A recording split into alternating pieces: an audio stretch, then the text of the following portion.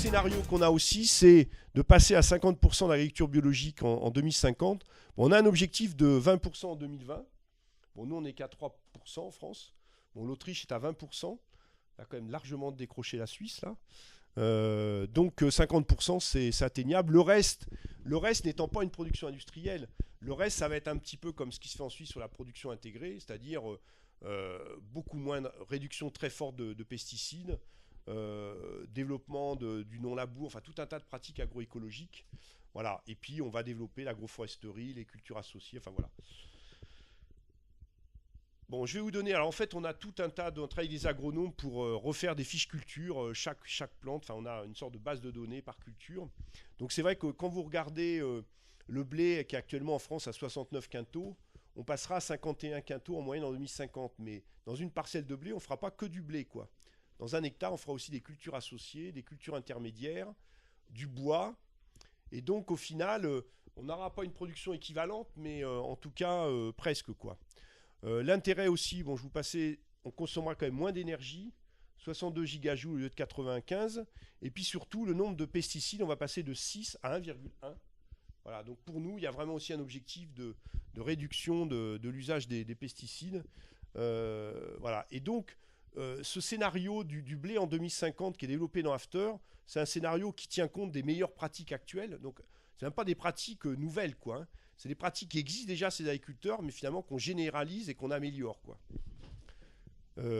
Au niveau de l'élevage, bon, si on prend le poulet, alors là, comme là, il y avait une animation, mais là, qu'on est passé en PDF, là, pour des questions techniques, on n'a plus d'animation. Bon, le poulet, aujourd'hui, la majorité, c'est des poulets standards, à 40 jours. Voilà, un indice de consommation de 1,9, c'est-à-dire qu'il y a un très bon rapport entre les céréales ou les aliments que vous leur donnez et la viande, quoi. Sauf que quand vous mangez un poulet standard de 40 jours d'une cantine, bon, au final, on n'a plus trop envie d'en manger. Et donc, si vous voulez par contre des poulets de qualité, qui tiennent dans la cuisson, qui ont du goût, en fait, ils vont être élevés en 95 jours, quoi. Donc en fait, tout ça pour dire que la qualité se paye. C'est-à-dire qu'un poulet en 80 jours, il va manger beaucoup plus. Alors peut-être que, alors là, moi je ne suis pas assez compétent, mais peut-être que finalement il va perdre moins d'eau à la cuisson, peut-être qu'il y aura plus de minéraux et on va peut-être gagner quelque chose, hein. C'est comme une pomme bio, vous n'êtes pas obligé de la peler, et donc tous les minéraux qui sont dans la peau de la pomme, vous en profitez, quoi. Donc il y aura des gains quand même, mais globalement, et idem pour le porc, passer de 130 jours à 365 jours si vous voulez faire un porc noir gascon, vous allez consommer plus. Donc on a intégré tout ça. Ça veut dire que en gros, ça correspond aussi au cahier des charges de l'agriculture biologique. Et donc, on l'a intégré. Et donc, la viande qu'on va produire, eh ben, on a noté qu'elle consommera un peu plus d'aliments au départ, quoi. Voilà. Idem pour les herbivores. Parce que moi, plus je travaille à analyser l'exploitation, plus je me suis aperçu que les herbivores, ils n'étaient pas si herbivores que ça. Alors, en Suisse, ils sont quand même pas mal. Et on a travaillé avec Reconholz à Zurich, la recherche. On a travaillé dans le cadre du programme BioBio et j'ai analysé les exploitations. Et vous êtes quand même sur le lait, même meilleur que ça. C'est-à-dire qu'en France, actuellement, quand on consomme un litre de lait, on est en moyenne à peu près 200 grammes d'aliments par litre de lait. Je ne parle pas de l'herbe, hein, je parle des aliments, c'est-à-dire tourteaux de soja, céréales, aliments pour les veaux, etc. Quoi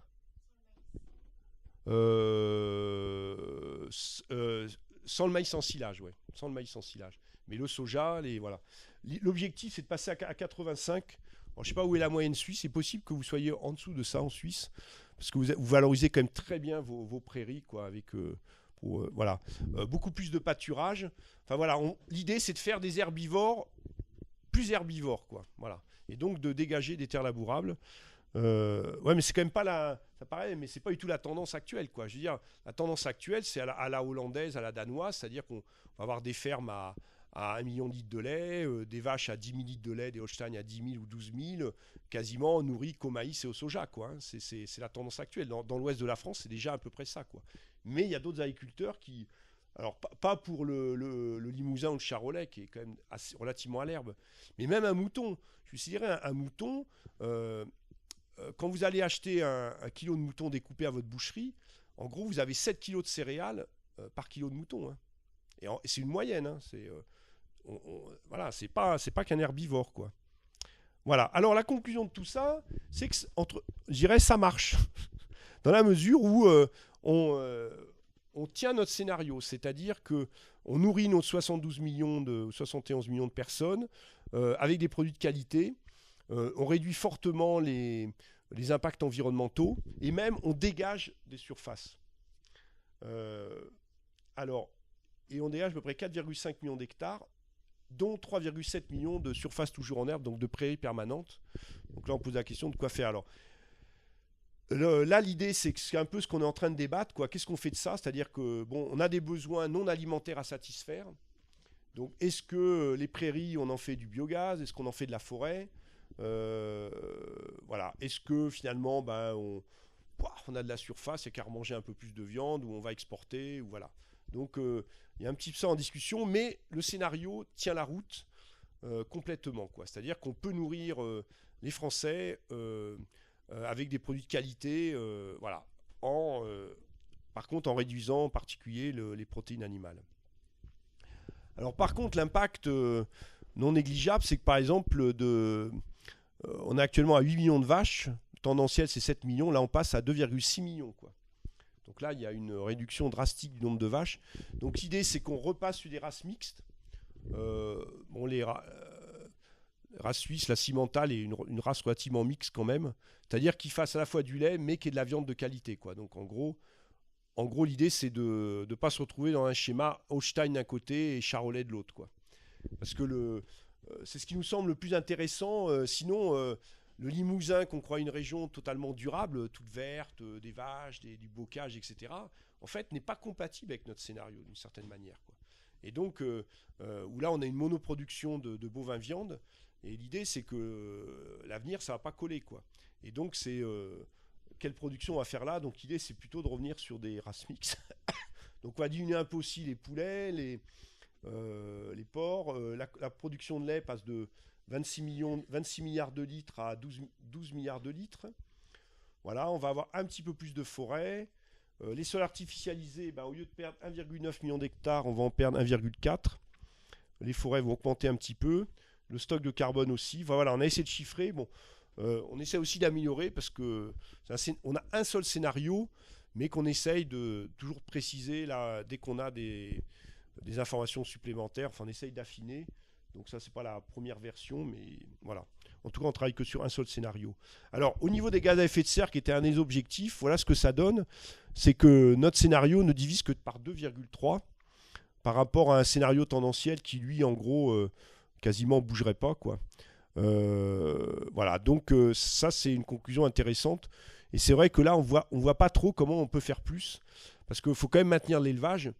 D'abord, il y a plein de prairies qui peuvent, en France comme en Suisse, qui peuvent valoriser que par des herbivores, ce qui n'est pas le cas de la Bretagne quand on nourrit les vaches au maïs en lin. Si on fait du maïs en silage, on peut faire autre chose. Et puis, c'est important aussi dans l'assolement d'avoir des prix temporaires dans la rotation, de recycler un certain nombre de produits dans l'élevage de porc, par exemple. Donc, voilà, on voit pour l'instant, on n'a pas de scénario qui nous permette, on ne voit pas trop comment aller plus loin, pour l'instant en tout cas. Alors, sur la partie énergie, puisque là on est couplé au scénario négawatt, donc comme il y avait dans les petits drapeaux dans le scénario Vaux, on mise sur un très fort développement du biogaz, donc la valorisation de toutes les matières organiques disponibles, donc que ce soit les déjections d'élevage, que ce soit les intercultures, que ce soit les déchets agroalimentaires, que ce soit les déchets organiques que chacun produit dans sa maison, dans son jardin ou dans son alimentation. Voilà. Par contre, on n'est pas sur un scénario à l'allemande, pour l'instant en tout cas, de consacrer 800 000 hectares de maïs en silage pour mettre dans les digesteurs. On va beaucoup mieux valoriser la forêt. Bon, la France exploite à peu près que 60% de l'accroissement forestier. Je ne sais pas ce qu'il en est en Suisse. Donc l'idée, c'est quand même de mieux mobiliser la forêt avec quand même un pic. C'est-à-dire que là, on est un scénario où on redeviendra une utilisation un peu moindre une fois qu'on aura substitué un certain nombre de choses. Et on maintient aussi un peu de carburant. Bon, même si beaucoup de discussions sur les agrocarburants avec des conclusions plutôt négatives, hein, en particulier sur les conséquences sur le prix des denrées agricoles, etc. Sauf que la chose la plus dure à faire en termes d'énergie, par le renouvelable, c'est les carburants, quoi. L'électricité, on sait faire, la chaleur, on sait faire, la chimie, même, on peut savoir faire, mais les carburants, faire rouler les voitures, bon, il y a les voitures électriques, mais voilà. Donc là, on maintient l'équivalent d'à peu près 3 millions d'hectares, en tout cas d'agrocarburants. On verra comment on les fera. Bon, voilà, je ne vais pas passer. Donc là, c'était sur le bois. Donc on a détaillé tout ça avec ce qui va venir de la forêt, ce qui va venir des arbres hors forêt. Bon, le biogaz. Donc il y aura... pourra y avoir la récolte d'herbes sur des prairies, il y aura des cultures intermédiaires, des résidus de culture comme des pailles, et puis toutes les déjections d'élevage et des biodéchets ou des déchets des ménages. Voilà. Et pour conclure, donc voilà un petit peu où on en est. Donc là, on en est, on va dire, début 2013 à avoir affiné notre scénario. Donc on est en train de terminer une brochure qui devrait être sur notre site prochainement, mais sortir une brochure, c'est toujours très long. Donc elle devait sortir en février. Elle sortira peut-être durant l'été. Voilà, parce qu'à chaque fois, on veut rajouter des choses, on veut qu'elle soit jolie. Donc sur notre site, vous aurez ça. Et donc, on va rentrer dans cette phase de régionalisation dans 4 régions qui pose des vrais problèmes. Parce que quand on est en France, on dit on baisse le lait, mais on ne dit pas où, par exemple. Et donc, quand vous allez dire où, alors là, est-ce que ça va baisser en Rhône-Alpes, qui vous dit oh non, touchez pas à nos AOC, c'est un peu ce qu'on a l'intention de faire d'ailleurs. Est-ce que ça va être en Bretagne, mais si on maintient le lait dans des régions, il va falloir le baisser encore plus dans d'autres. Comment on refait des rotations? Est-ce qu'on réintroduit de l'élevage dans la région Île-de-France? Enfin, la régionalisation va nous amener dans une démarche très, très difficile, en fait, très complexe. Et puis, à travailler avec les gens de la région, quoi. Donc, parce que c'est pas un scénario facile à présenter, quoi.